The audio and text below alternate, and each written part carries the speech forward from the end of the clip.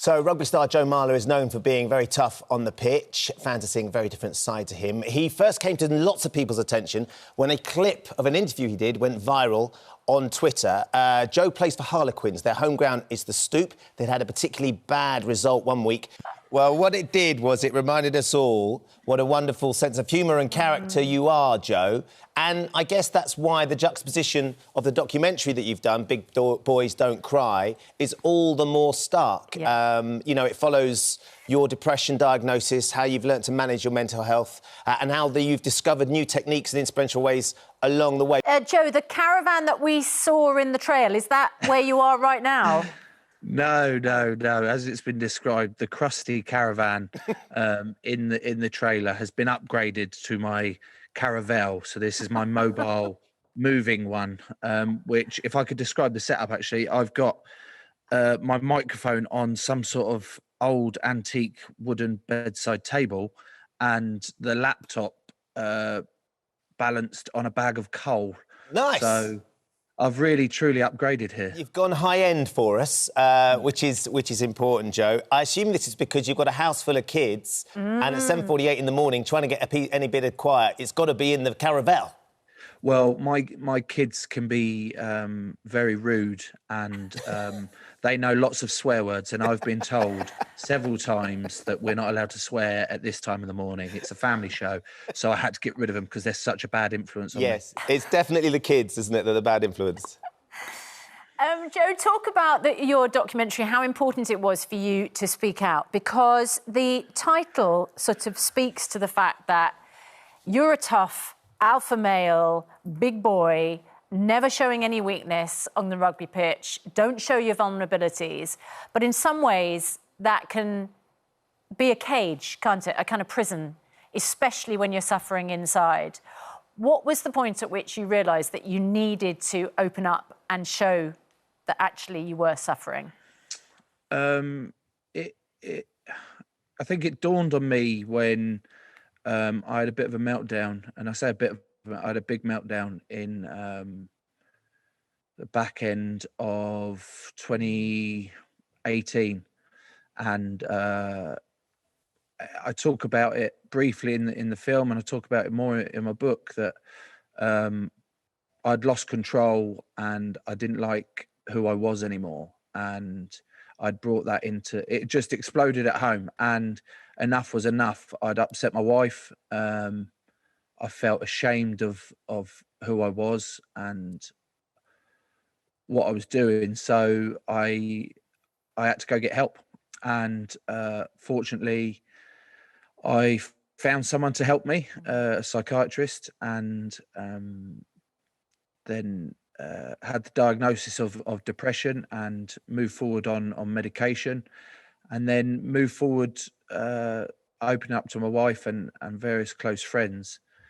And one friend in particular was Gray Hughes, who's the director of this documentary, and he came up with the idea of, look, mate, let's go meet loads of different people that deal with their mental health struggles in different ways, using different techniques, and that'll help you grow and help you understand how different people deal with different things and how it works for them. And it might not work for you, it might work for you, let's try it. And I'll use a camera to film it all as well. And I went, oh, okay, so this seems to be a bit of a catch-22 with it. You're suggested to go and get mental health help, but you want to film every single moment of it. And so no, it was Gray's idea, and we've been working on it for a little while. And I have to say, I was a little bit scared. I was a little bit nervous about doing it.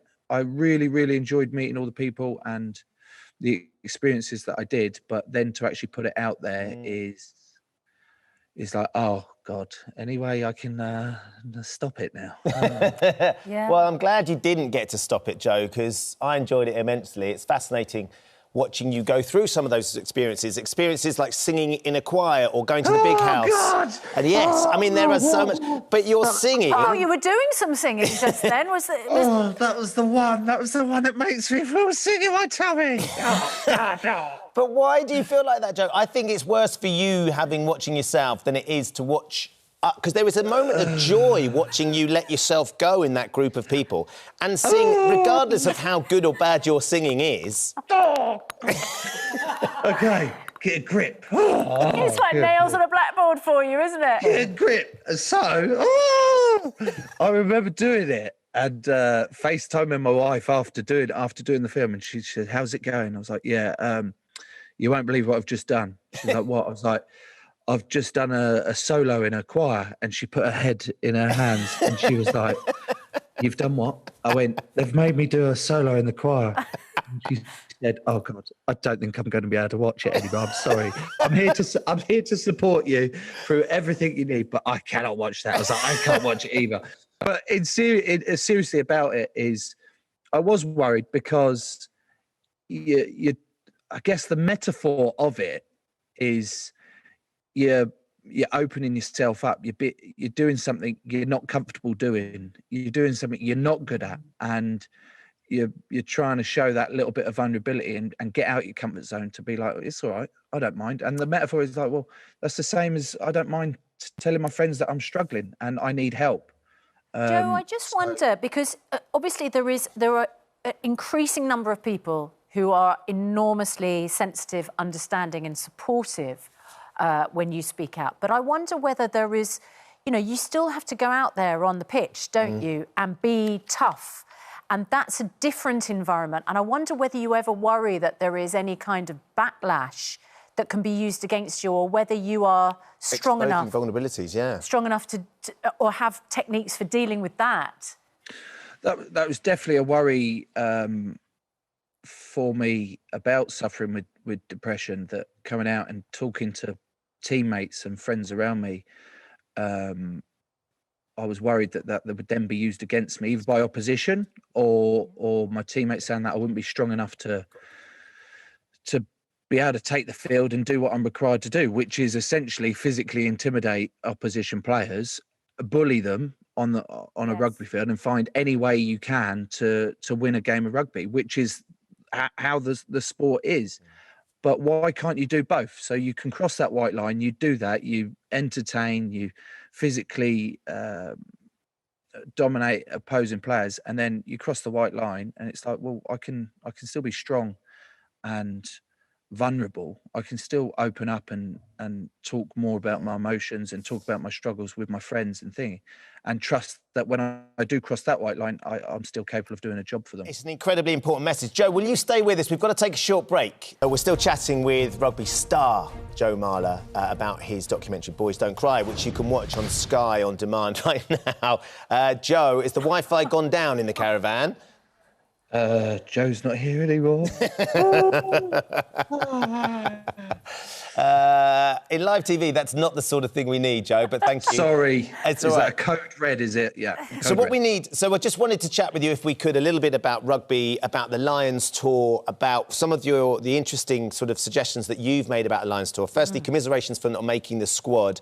I'm sure you would have loved to be joining the Lions.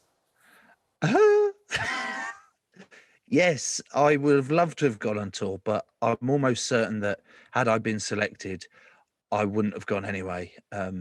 Mainly because my wife is 35 weeks pregnant and expecting our fourth child. And that conversation I've played over many times in my head, that if I was selected by Warren Gatland, how am I going to tell Daisy I'm leaving her for 2 months? I'm not entirely sure it would have gone down particularly well. But yeah, no, it's always a massive honour, and I'm disappointed for a couple of boys that didn't get picked. Yeah, can we talk about that? Because I know Carl Sinclair particularly, who has been one of the standout performers for England and for his club for the last few seasons, certainly, was very honest and open about the emotional hurt that he had by not making it. He completely supports the Lions. He wants to get behind them, but had said that he's been looking for support from his mentors, from his friends, to try and get through that emotionally, what a toll that takes. I wonder what your advice would be to him. And equally, I know that you've called for the Lions having a mental health support with them as part of the squad to go with the team when they go to South Africa. Yeah, the thing for Kyle is there's no doubt he's one of the top 3 tight heads, top 3 positions in the world. But selection is subjective. It's about one man's opinion or a couple of men's opinion in this case. And I'm gutted for him. And I was worried that when he opened himself up on TV, when he got emotional when asked about it, that he would get a bit of a backlash with, well, what's your issue, mate? You're crying, you're getting upset about not being picked for a rugby team. But that's not it. It's, you break it down. He's put everything in his life into being a professional rugby player. His dream is to play for the Lions as many times as he can, and his passion is playing rugby. And when that's taken away from him, he was clearly cut up by it and showed that vulnerability and that emotion that he does care. And it was great to see, and it was great to see the positive response that he got from it, to be fair. So and as for getting some mental health help out with the Lions, it's a tough enough ask going on a Lions tour 8 or 9 weeks away from your family and friends in a normal world. But in the COVID world we live in, and the bubble that they're going to be living in, it's going to be tough for them. So it might be worth them, taking someone who's a professional, trained in areas of opening up and talking and getting boys to stay on top of their mental health. But I'll be honest, I don't think I'm in any position to make suggestions for the Lions whatsoever. So I disagree, though, Joe. I mean, it's obviously you've been a part of it. You've been a part of one of those tours. You play on the front line in the highest level of professional rugby we have in the UK. You have played for your country as well. You've been through these things. I think you're perfectly positioned to say, do you know what, from my experience, I think this will be a huge benefit. South Africa, as we know, is a tough place to go to play. That's an incredibly tough team that they're going to have to face. I think that you're downplaying your own experience. So I think are you starting an argument with me live on TV?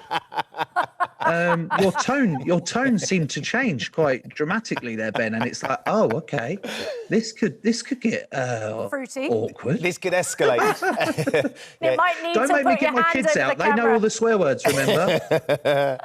Well, oh, Joe, do you know what? It's such a pleasure to talk to you this morning. And I think what you've done in your disappointment about not being part of the tour and then pivoting to actually it's a huge benefit because now you can stay at home with your family is obviously a very helpful thing to do. And very good luck with the 4th member of that squad. Of the Marler clan. Oh, God. Just sing to the baby when it comes. It sounds like that'll do the trick. Ben, I think we need to speak off air because things have You've got taken a lovely turn for the lullaby worse. voice. Oh, God. Oh, God. Joe, thank you for joining us. I've got to leave. You've Bye. got to leave, yes. You have. Great to see you. And your documentary, Boys Don't Cry, is available on Sky Sports On Demand. It's a really interesting, gripping watch as well. Best of luck, Joe.